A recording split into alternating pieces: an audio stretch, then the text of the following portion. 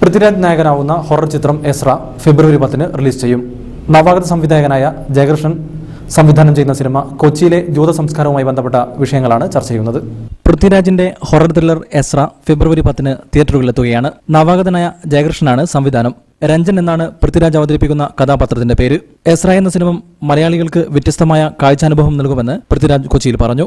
ഈ സിനിമയിൽ നിങ്ങളെ ഭയപ്പെടുത്തുന്ന മൊമെന്റ്സ് ഉണ്ട്, ഈ സിനിമയിൽ ഭയപ്പെടുത്തുന്ന സീനുകളുണ്ട്. പക്ഷെ അതൊക്കെ മറന്നിട്ട് എല്ലാ സിനിമയും കാണുന്ന പോലെ ഒരു കഥ അറിയാൻ വേണ്ടി, ഒരു അനുഭവം ലഭിക്കാൻ വേണ്ടി ഈ സിനിമ കാണാൻ നിങ്ങൾക്ക് ഒരു മുൻവിധിയും ഇല്ലാതെ കാണാൻ സാധിച്ചാൽ എന്നാലായിരിക്കും എസ്ര എന്ന സിനിമ നിങ്ങൾ ഏറ്റവും കൂടുതൽ ആസ്വദിക്കുക.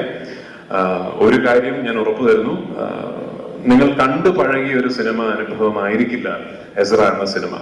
ടോവിനോ, പ്രിയ ആനന്ദ് തുടങ്ങിയവർ പ്രധാന കഥാപാത്രങ്ങളെ അവതരിപ്പിക്കുന്നു. സുജിത് വാസുദേവാണ് ഛായാഗ്രഹണം. E4 എന്റർടൈൻമെന്റിന്റെ ബാനറിൽ മുകേഷ് ആർ മേത്തയും CV സാരഥിയുമാണ് നിർമ്മാണം. ജൂതഭാഷയിൽ രക്ഷിക്കൂ എന്നർത്ഥം വരുന്ന വാക്കാണ് എസ്ര.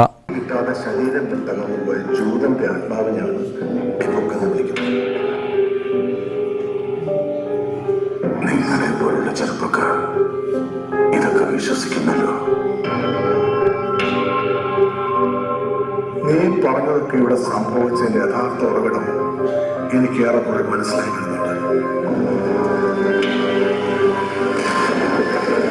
ആരാ ആ പെട്ട് തുറന്നത്?